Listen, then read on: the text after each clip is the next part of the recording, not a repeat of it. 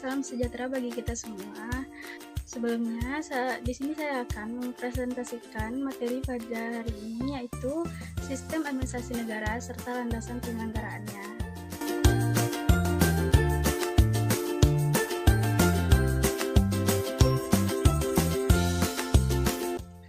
Tugas video presentasi ini dibuat untuk memenuhi tugas individu pada mata kuliah Sistem Administrasi Negara dengan dosen pengampu Ibu DRA Jumiati, MSI.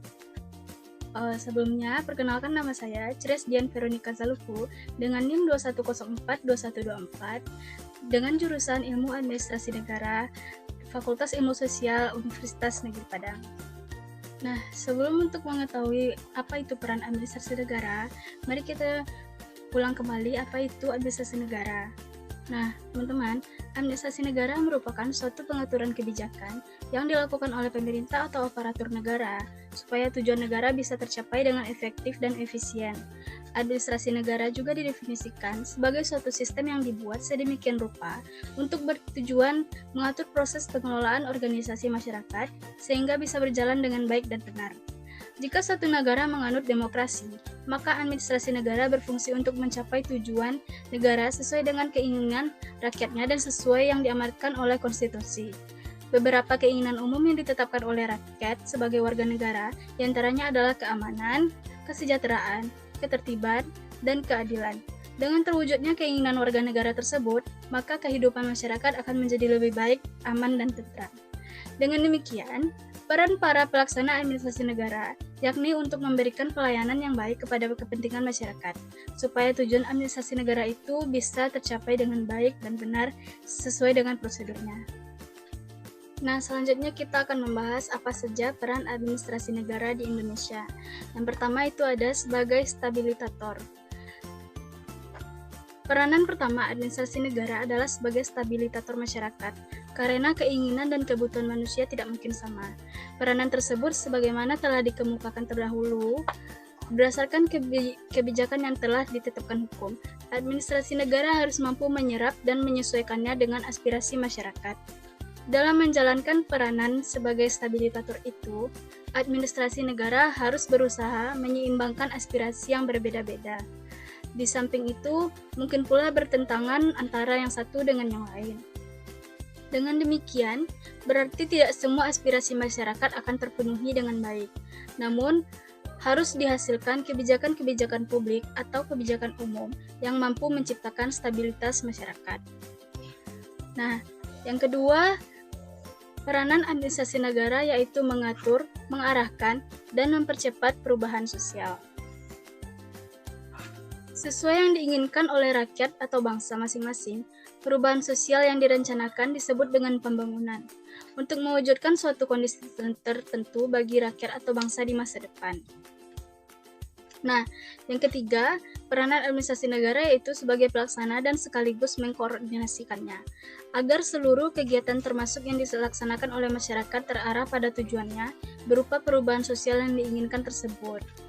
Peranan berikutnya, administrasi negara ini berperan sebagai melaksanakan kontrol dan evaluasi terhadap pelaksanaan setiap dan seluruh kegiatan agar tidak menyimpang dari perencanaan yang telah ditentukan sebelumnya. Nah, yang kemudian ada landasan penyelenggaraan sistem administrasi negara Indonesia. Nah, apa saja landasannya? Mari kita lihat. Nah, yang pertama itu ada landasan ideal. Sebagaimana yang kita ketahui, landasan ideal adalah sebuah landasan negara yang digunakan sebagai ideologi sebuah bangsa.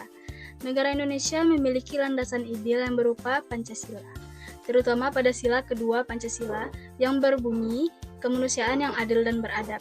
Sila kedua tersebut memiliki arti bahwa Indonesia menempatkan dirinya sebagai bagian dari manusia di dunia. Maka dari itu, bangsa Indonesia senantiasa menerapkan sikap untuk saling bekerja sama dan menghormati antar bangsa di dunia. Sesuai dengan Undang-Undang Nomor 5 Tahun 1985, Pancasila merupakan satu-satunya asas dalam kehidupan masyarakat, berbangsa, dan bernegara. Oleh karena itu, sistem administrasi negara yang dikembangkan di Indonesia harus merupakan penjabaran pengamalan dari 5 sila dari Pancasila tersebut. Nah, yang kemudian ada landasan konstitusional. Seperti halnya landasan ideal, landasan konstitusional ini bagi penyelenggara administrasi negara adalah Undang-Undang Dasar 1945 yang merupakan perwujudan dari proklamasi kemerdekaan yang terdiri dari pembukaan, batang tubuh, dan penjelasan.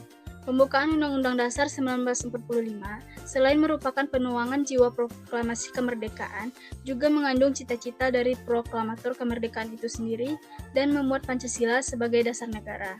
Pembukaan Undang-Undang Dasar 1945 juga merupakan sumber motivasi dan aspirasi perjuangan serta tekad bangsa Indonesia dan sumber cita-cita hukum dan moral. Batang tubuh Undang-Undang Dasar 1945 yang terdiri dari 16 bab, 37 pasal, 4 pasal aturan peralihan, dan 2 ayat aturan tambahan negara. Kedudukan dan fungsi lembaga negara serta pemerintahan daerah merupakan dasar dari terselenggaranya sistem administrasi negara Republik Indonesia. Nah, selanjutnya, landasan yang ketiga yaitu landasan operasional. Landasan operasional adalah sebuah landasan yang digunakan untuk mengelola kehidupan nasional sebuah negara secara keseluruhan. Landasan operasional dijadikan sebagai dasar hukum material yang memberi arah serta menjadi pedoman pengelolaan oleh pemegang kekuasaan dalam mengelola sebuah negara.